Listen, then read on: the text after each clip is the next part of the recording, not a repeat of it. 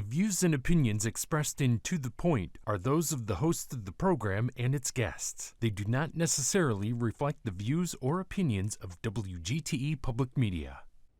Health insurance in America is meant to protect us. Instead, it's complex, it's costly, and it's confusing, leaving patients trapped in paperwork delays and unexpected bills while life-saving care hangs in the balance.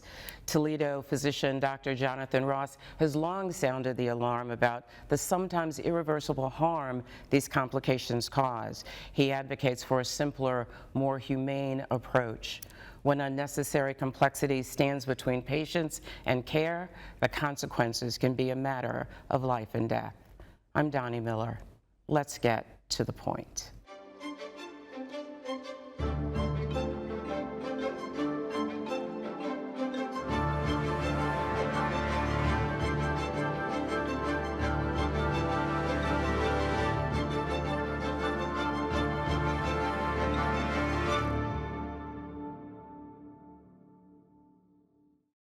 You know, you can connect with us on our social media pages. You can also email me at Doni_Miller@WGTE.org. And for this episode and any others you'd like to see, don't hesitate to go to WGTE.org to the point.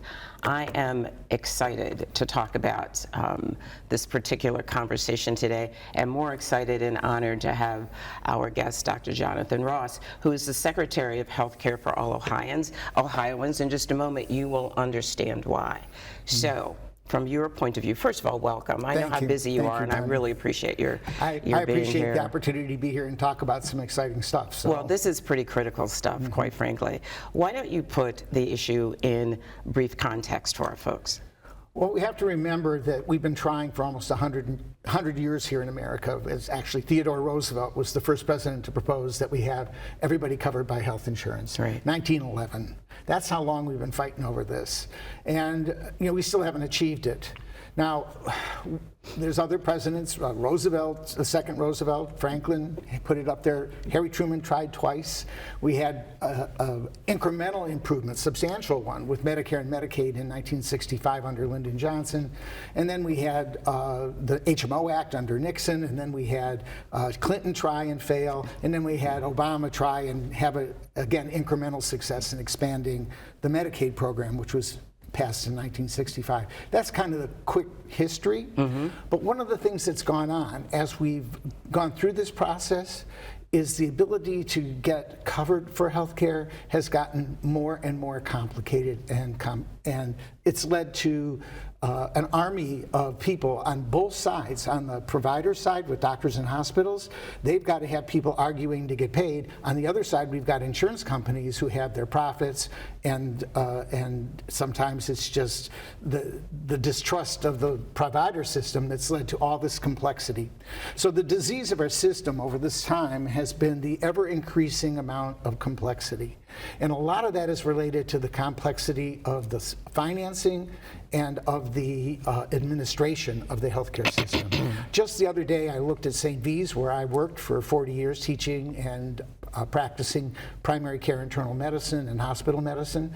I just looked, they've got almost 100 different insurance companies that they're contracted with. Yes, yeah, it was in the 90s. I counted them up. You can go there, you know, what insurances do we take? It's in the 90s, okay, at St. V's. I would guess it's there or higher at ProMedica as well.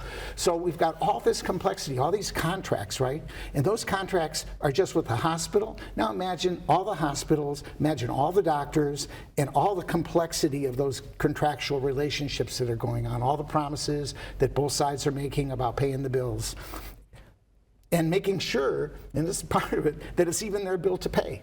Right?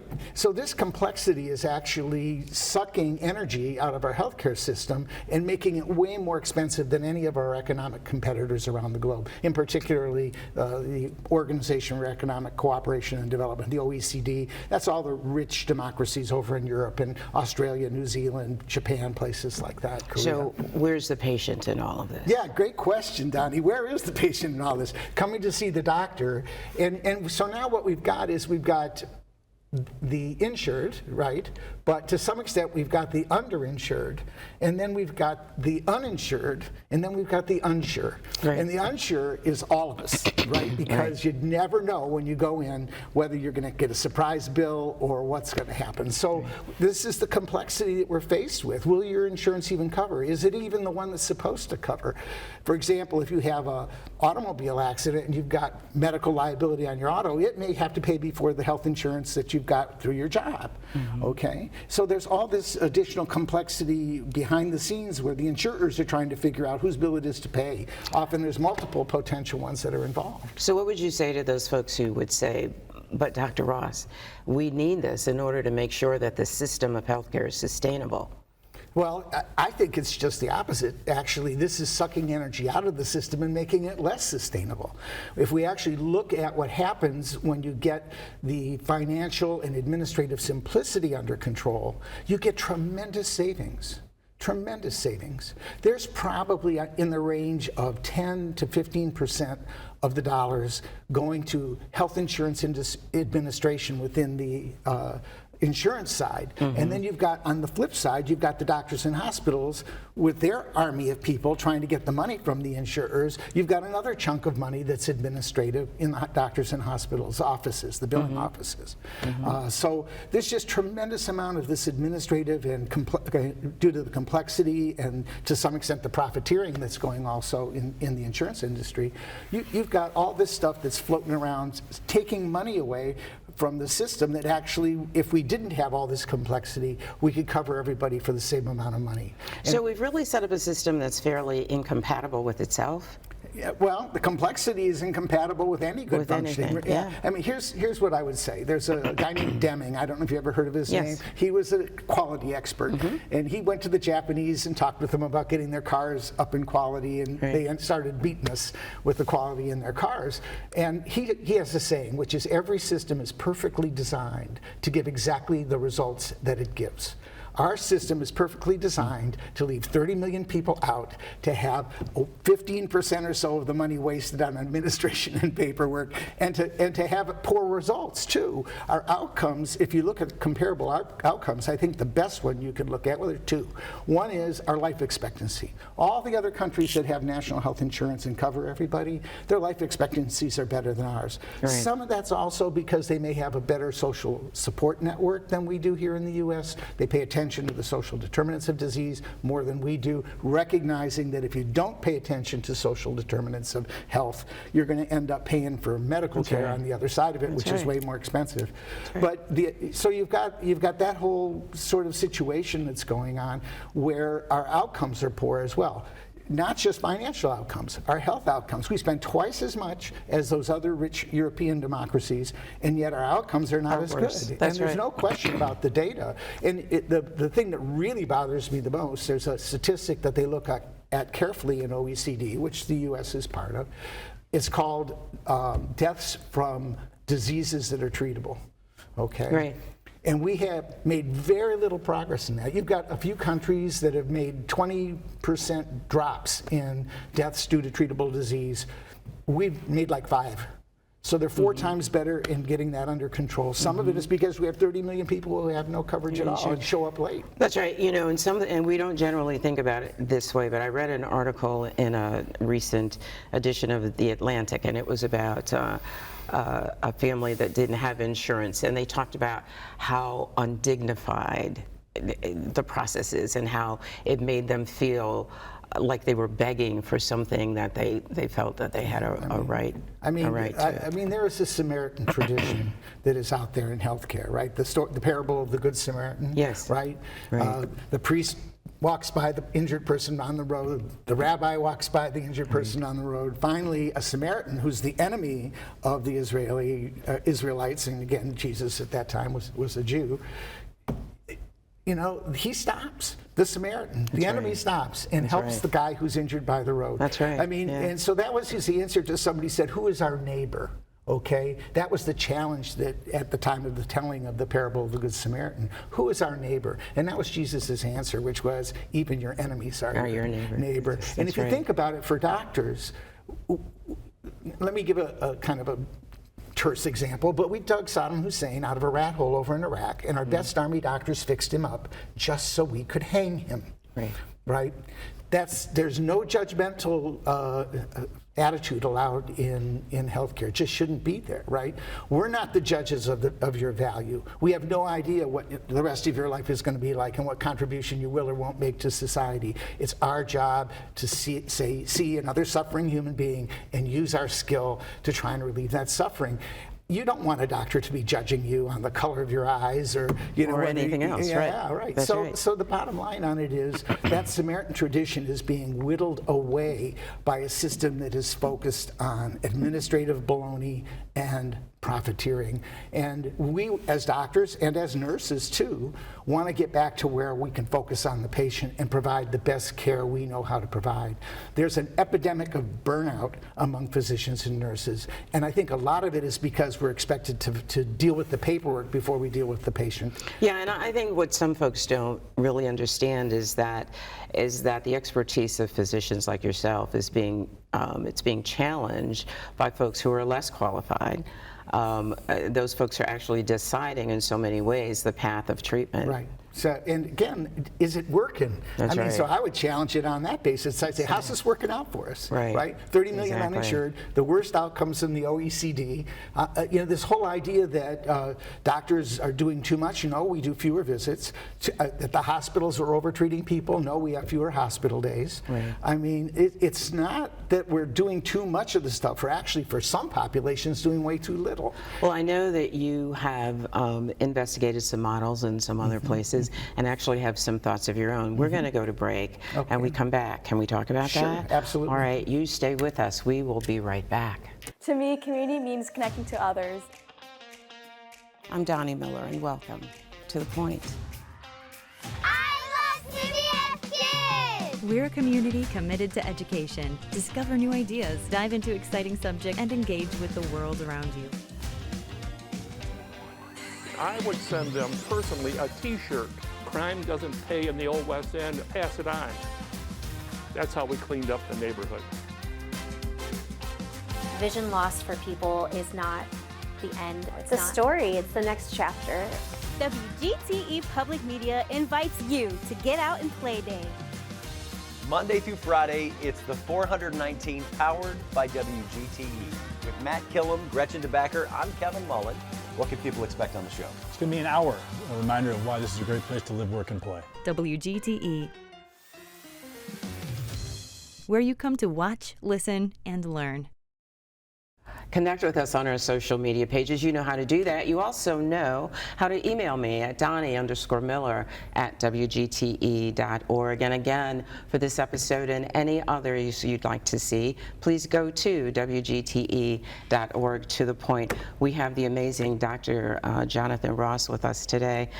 Dr. Ross is the Secretary of Healthcare for all Ohioans, has been a strong and poignant voice for equal access to health care, equal payment sources for folks, and is talking to us today about some models that you've seen that you like and where you'd like to see us go. I can tell you that there are lots of models. None of them is perfect, okay? But certainly what we're doing now is the worst, okay? We have the best doctors, the best nurses, the best equipment, the best research, the best medications, and the worst possible system for giving everybody the care they need. So we need to recognize that, do a good hard look in the mirror at ourselves. In fact, there is, if people want to check this out, there's something called the Mirror Mirror Project. You know, mirror, mirror on the wall, who's the fairest of them all? It's from the Commonwealth Fund, and they compare all the other rich democracies in terms of how their healthcare systems are working. We are at the bottom, even though we cost twice as much. And we talked earlier about the complexity. So how do we make it simple? That's the question. If we can make it simple, then we're going to make it affordable. So, and believe it or not, getting everybody in, unifying the system in some way. Every other rich country has done that. Even if they have multiple insurers, all those insurers have to cover the same benefit package. All those insurers have to offer the same level of equal access. There's a few exceptions. There's a couple of countries that allow you to buy out of the public system to get into for non-critical care sooner. So let's say you want, a joint replaced or something like that. We're not going to die, right? Yeah, you hurt, you're not going to die, but you can kind of jump the line by paying extra for private insurance. Now, the problem with it is then what in the public system, when you let the doctors jump out and make a little more money seeing them in a private system, then the public people wait longer. Absolutely. So it actually generates longer wait times. So it's not the best idea, in my personal opinion. So an example of that might be Great Britain or some of the other British colonies like Australia, Malaysia. Many of them have this sort of dual system where you've got a public system that works pretty well, and if you're critically ill, it's the same sort of response no matter what. You've got a ruptured appendix, you're going to get seen right away, taken care of right away. Sure. But for the things that can wait, if you're in the public system, you're probably going to wait longer to get them done than if you pay extra for a private insurance. So I'm not real fond of that model. Then you can look at other countries like Canada and Taiwan, France. Many of those have national health insurance programs, but they pretty effective for everybody. And there's not a whole lot of out-of-pocket payment. That's not working anyway. We have wait times are generally criticized. Wait times are generally criticized everywhere. for if you want a comparison of wait times, we're right in the middle. And you know what they're not counting? Those are the wait times for those of us who are insured. We don't know how to count for the 30 million who are uninsured. So you could say, well, how do you tell? Well, for all I know, the wait times are infinite. I don't know how you average infinity into the wait times. So the fact is that our wait times are probably just as long or longer, because on where we can measure it, like can you see a doctor your private doctor within 2 days in the US for people who are insured, it's about the same as in the European democracies. So the bottom line on it is wait times here are probably longer when you got 30 million people, not quite 10% of our population uninsured. Their wait functionally is infinite unless they're going to die and then go to the hospital, and then they're going to cost more because they didn't get taken care of soon enough. So the fact is that on almost all these measures of what you would call an efficient, effective healthcare system, we are falling down. And much of it is related to the administrative and financial complexity. So what models do I like the best? Guess what? I love our Medicare system, not the one that's being taken over by private managed care. I like the traditional Medicare system.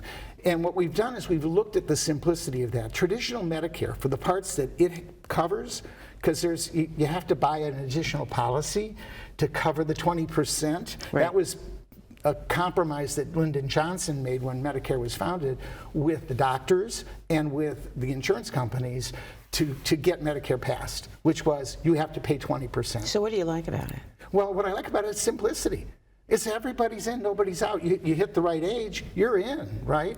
And I've talked with patients who said, no, I know I need my knee replaced. I'm 64, wait till I'm 65, and I'll be at Medicare, because I'll have better coverage. I mean, so it is a very effective system. As a primary care doctor for older adults, I never got into all this nonsense with pre-authorization and all this other stuff with my Medicare patients, okay? I didn't practice any differently than the ones who were in an HMO, but it was a bigger hassle, right, to be on the ones who were in HMOs. We had all the pre-authorization, and can you use the hospital or can't you? Do they have a contract? What about, I've had patients where they thought they were covered, got into the hospital, and it turned out the anesthesiologist wasn't part of the plan. Right? Yeah, I mean, it's craziness like that. So the fact is this all this complexity of contractual relationships between the doctors and the hospitals and the insurers, it's wasteful, tremendously wasteful.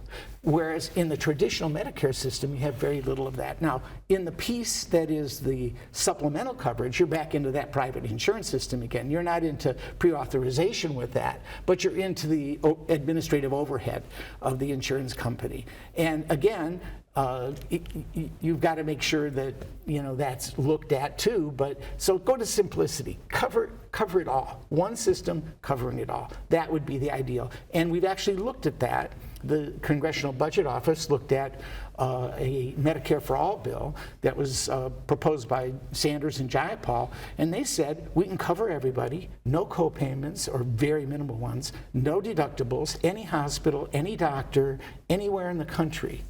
It still saves $40 billion a year over what we're doing now and covers everyone. So we know that simplicity allows us to give universal coverage.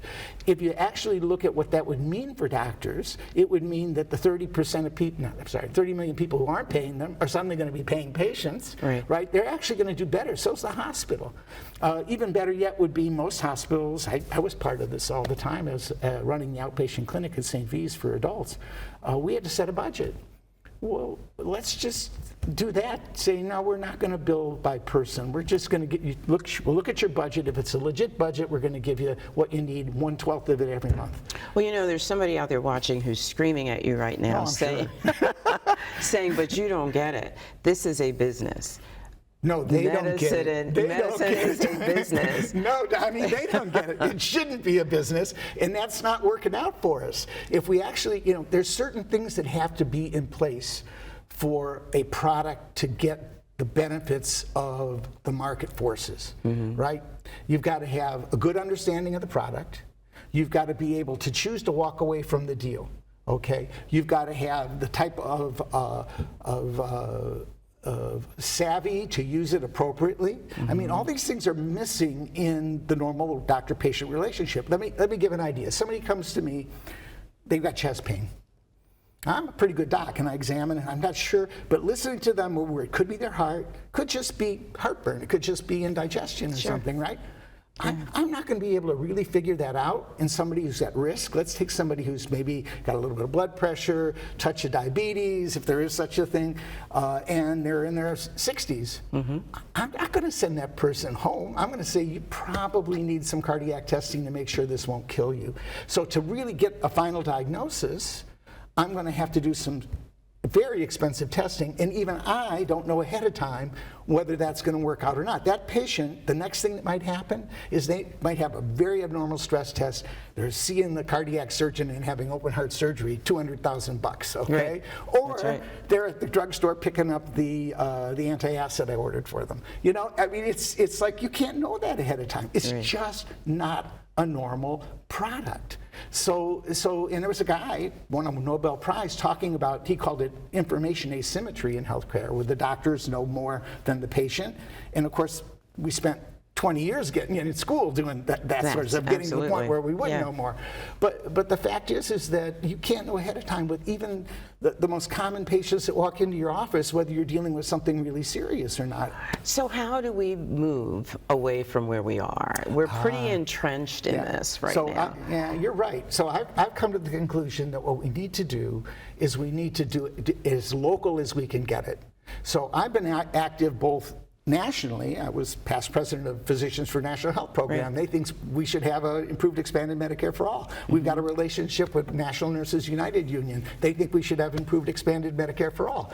But what I'm doing here in Ohio and locally, and you helped me here locally, we put together CareNet 2 decades ago to at least give primary care to people. We asked the hospitals that were getting kickers for uninsured patients coming to them from the federal government to maybe share that out with the primary care clinics in some way and guarantee that we could at least give primary care to the citizens of Lucas County, and that's still going on. We still have that out there.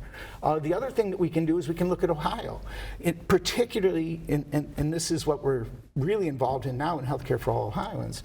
We can look at the Medicaid system. Medicaid is under control of the Ohio government. It's a partnership between the feds and Ohio. It's a financial partnership. The feds mainly send money, and they've got a benefit package that you have to cover. And they've got a certain number types of people that you have to cover, right, at a certain income level. So you have to follow those rules. But after that, it's kind of up to us. We've been trying to use managed care to control costs in Medicaid, and it has failed. It has failed. About 10 years ago, Connecticut decided, no, we're just going to go back to using a single administrative group to pay the bills and help the doctors do better with quality. They saved $4 billion over the last 10 years in Connecticut. We would save almost, we could, and there's a range, $500 million to $1 billion a year, so $1 billion to $2 billion every biennium in Ohio, if we change to an administrative service organization rather than competing managed care companies which have all this duplication and financial complexity. Make it simple. So we have about a minute and a half left. right. Where can people call to find out more? Well, you can go to our webpage for Healthcare for All Ohioans. It used to be called SPAN Ohio, S-P-A-N, span.ohio. You can go there. Either one of those you'll find on the web. The other thing you can look at, and it's out there because we just dropped a bill in cooperation, it's bipartisan in the Senate, called the Medicaid Savings Act.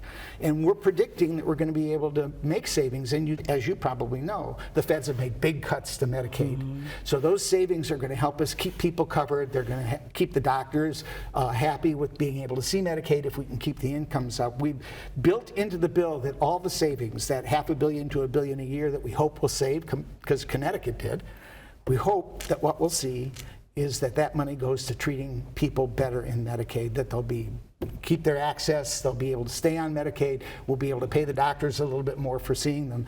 And that's all written into the bill. This is a huge topic, huge topic. You keep yelling. Okay. You keep yelling. You're doing the right thing here. Thank you, Doni. Thank you so much for joining us today. We really appreciate it. We will see you next time on To The Point. Enjoy your day. The views and opinions expressed in To The Point are those of the host of the program and its guests. They do not necessarily reflect the views or opinions of WGTE Public Media. To The Point is supported in part by viewers like you. Thank you.